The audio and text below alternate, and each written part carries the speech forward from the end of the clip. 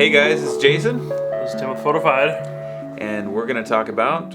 Why changing your camera manufacturer will not make you a better photographer. That was hard to say, huh? It is hard to say, actually. Golly, that was a dumb title. That was my title. It won't solve... Basically, we're going to talk about why changing your camera manufacturer won't solve all your problems. Just some of them. There's some. Which the board. No.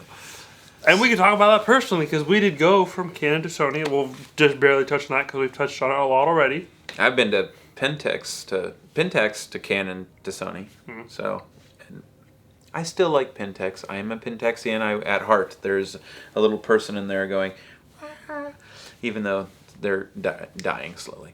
They are very much so dying. Good for landscape photos, though. Their new camera, definitely. But that's about it. So yeah. Also, I like you, Tony Northrup, just a little bit. Just gotta say that. So, Focus will resume here momentarily. yes. So, and why do you believe this? To me. Well, because... God, well, that gives me a hard question now, Jason. Thanks on that one. So, essentially, all the cameras out there do 90% of the same thing.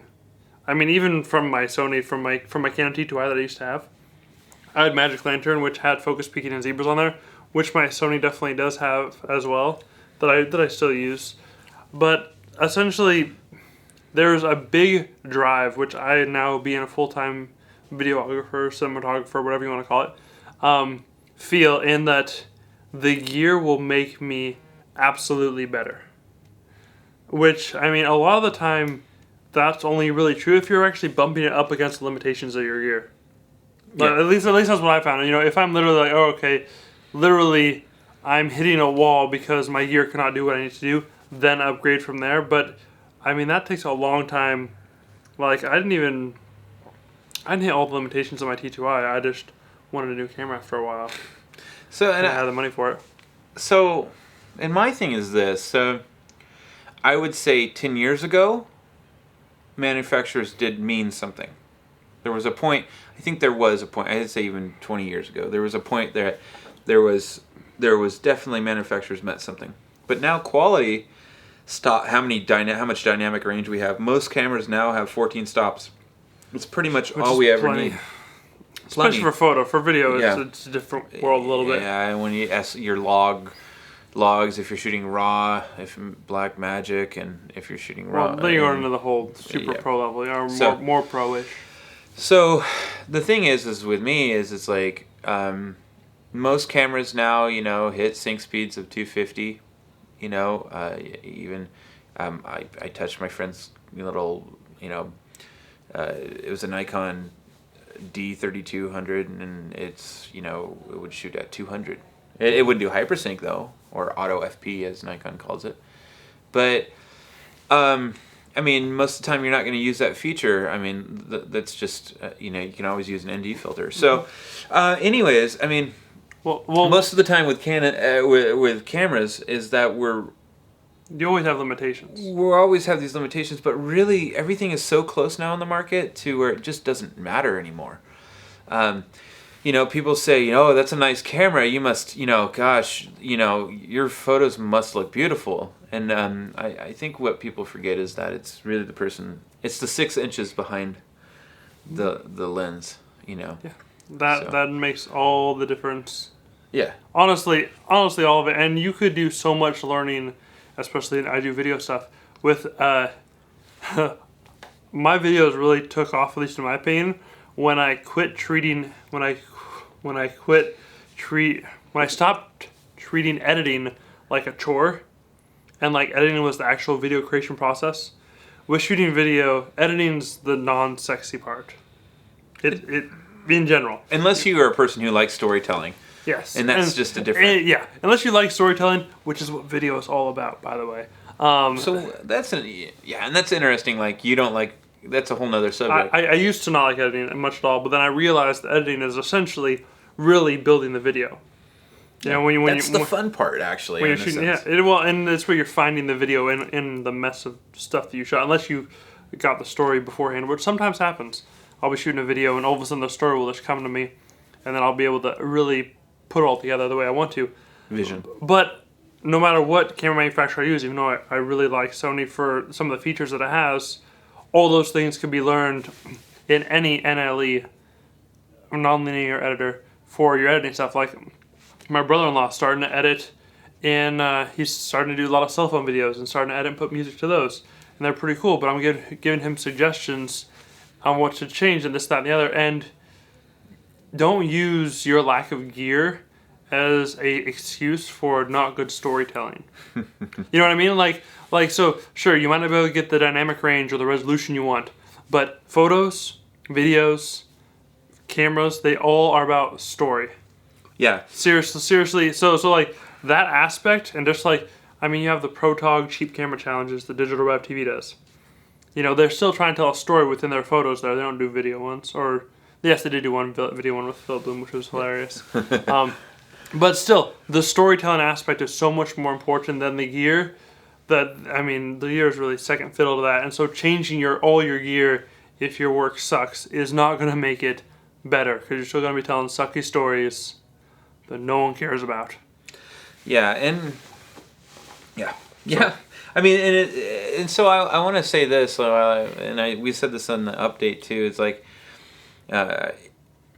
Tim and I were both talking about like, you know, my A7 II kind of did something to me one day, and it really annoyed me, and I really wanted to switch camera manufacturers because I was pissed off because I don't like things failing on me, and that's why I have like dedicated devices to make things have a backup for a backup for a backup, and I spend a lot of time in research and making sure that that's okay. And so, or buying 2 of everything.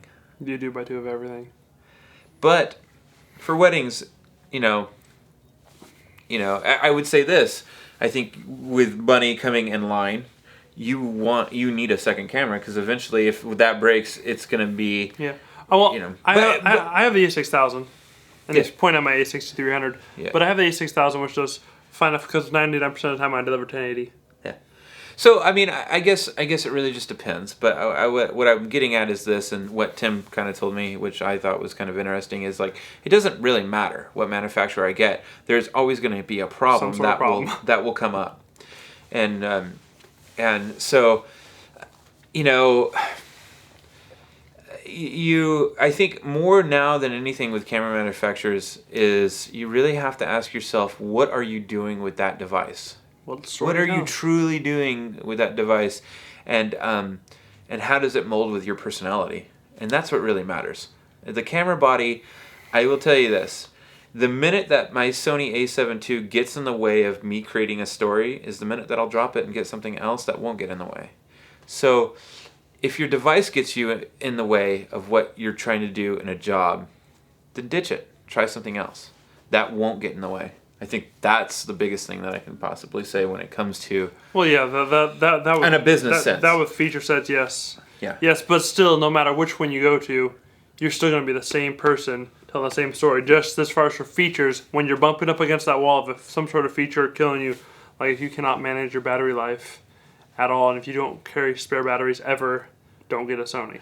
And I'll say this: I could take a T2i, T3i, T4i. I could take a Nikon D3200 and take the same photo I could take with the Sony in the same situation, and the difference will be so marginal, whether it's ISO noise or anything. But most of the time, I'm going to use light, and I'm going to compensate for any of those drawbacks. I can get the same image, and here's the thing with Tim and video, is that he can get the same, story. I get the same story across, The quality might be, marginal as well, especially if we're talking.